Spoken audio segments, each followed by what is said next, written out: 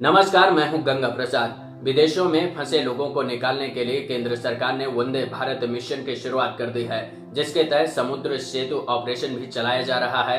इस मिशन के तहत लॉकडाउन की वजह से दुनिया भर में फंसे लोगों को एयरलिफ्ट करने की शुरुआत हो गई है। इस ऑपरेशन के दौरान उन लोगों को भी राहत मिली है जो भारत की यात्रा पर आए थे और लॉकडाउन की वजह से भारत में फंस गए। उनकी वतन वापसी के लिए भारत सरकार ने उन विमानों में टिकट खरीदने की छूट दे दी है जो विमान दुनिया के देशों से भारतीयों को निकालने के लिए भारत सरकार ने लगाए हैं। इससे भारतीय विमानन कंपनियों को भी फायदा होगा। वंदे भारत मिशन के तहत एयर इंडिया 12 देशों में फंसे भारतीयों को निकालने का काम शुरू कर दिया है। इसके लिए भारत सरकार ने 64 विमानों की लिस्ट जारी की है। ये सभी विमान संयुक्त अरब अमीरात, सऊदी अरब, Qatar, Bahrain, Kuwait, Oman, Bangladesh, Philippines, Singapore, Malaysia, UK और अमेरिका में फंसे लोगों को निकालने का काम करेंगे। लेकिन क्या सभी को निकाल पाना संभव है? बिल्कुल नहीं, क्योंकि इस सरकार के पास इतने संसाधन ही नहीं हैं कि दुनिया भर में रहने वाले लोगों को भारत सरकार वतन वापसी करा सके। इसलिए भारत सरकार ने दुनिया से घर वापसी कराने के लिए शर्त रख दी, जिसके तहत प्रवासी श्रमिक जिनका वीजा अवधि खत्म होने की स्थिति में होगा, गर्भवती महिलाओं को निकालने की कोशिश होगी, घर में स्वास्थ्य इमरजेंसी जैसे हालात हों। इसके साथ बुजुर्गों को निकालने का काम किया जाएगा। लॉकडाउन की वजह से जो पर्यटक दुनिया भर में फंस गए हैं, छात्र जो दुनिया भर में पढ़ रहे हैं और लॉकडाउन की वजह से घर आना चाहते हैं, इसके साथ ही किसी नजदीकी की मौत पर घर वापसी की छूट मिलेगी। इन शर्तों के बीच दुनिया से वापस आ रहे लोगों ने नाराजगी जताई है, क्योंकि मुश्किल हालात में भी सरकार सौदेबाजी करने में जुटी हुई है। इससे पहले देश में लोगों ने देखा है, सरकार ने प्रवासी मजदूरों की घर वापसी कराने के लिए ट्रेन और बस चलाई, जिसमें यात्रा करने के लिए लोगों से पैसे वसूले गए। और अब विदेशों से निकालने के नाम पर भी भारत सरकार किराया वसूल रही है। तो क्या मान लिया जाए कि सरकार के पास पैसे नहीं हैं? ऐसे में भारत सरकार लोगों से ही पैसे निकालने का काम कर रही है ताकि खर्च चलाया जा सके। इस लिस्ट को देख लीजिए।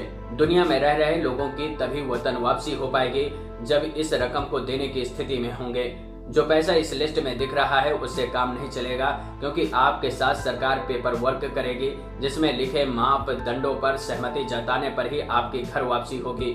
यानी कि दुनिया के किसी भी देश से निकलकर भारत आ जाने के बाद 14 दिन तक सरकार के तय ठिकानों पर रहना होगा, जिसका भाड़ा देना होगा। यानी कि हर दिन के हिसाब से 3000 रुपए देने होंगे, जिसमें रहने से लेकर खाने पीने की सुविधा का ख्याल रखा जाएगा। यानी कि 14 दिन के हिसाब से 42,000 रुपए आपको और खर्च करने होंगे। इसके बाद मेडिकल चेकअप का भी खर्च उठाना होगा, साथ ही घर जाने का खर्च भी देना होगा। अगर इतना सब लोगों को ही करना है तो फिर सरकार किस लिए होती है? क्या सिर्फ टैक्स वसूलने के लिए? आप टैक्स क्यों देते हैं? ये सवाल आपको खुद से पूछना चाहिए कि जब सरकार हर एक सामान पर टैक्स वसूलती है तो किसके लिए वसूलती है? यही ना कि चुनी हुई सरकार लोगों की मूलभूत सुविधाएं यानी कि सड़क, बिजली, पानी, रोजी और रोटी जैसी समस्याओं का निपटारा करेगी और संकट के समय लोगों के साथ खड़ी होगी। अगर सरकार मुश्किल हालात में भी लोगों के साथ खड़े होने का साहस नहीं दिखा सकती तो सरकार होने के मायने क्या निकाले जाएं?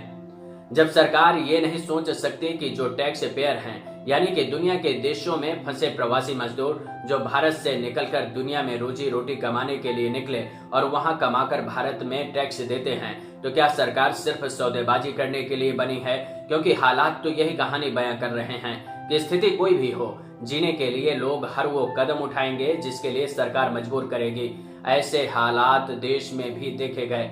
जब लोगों को पैसा देने के लिए कहा गया तो लोगों ने पैसे नहीं होने के कारण सरकार की सुविधाओं का लाभ नहीं उठा पाए। यानी कि वो या तो जहां हैं वहां फंसे हैं या फिर जीने के लिए घर की तरफ पैदल निकल पड़े हैं।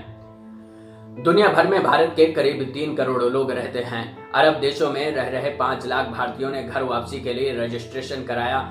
यानी कि संयुक्त अरब अमीरात, सऊदी अरब, कतर, बहरीन, कुवैत, ओमान में फंसे भारतीय मजदूर घर आने के लिए आवेदन किया है।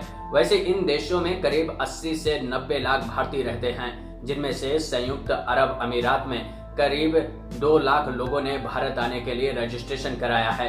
वैसे भारत सरकार ने पहले हफ्ते में सिर्फ 14,000 से ज्यादा लोगों को निकालने का प्लान बनाया है। इसके लिए सरकार ने 64 विमानों को लगाया है जो दुनिया के अलग अलग देशों में फंसे लोगों को निकालने का काम करेंगे।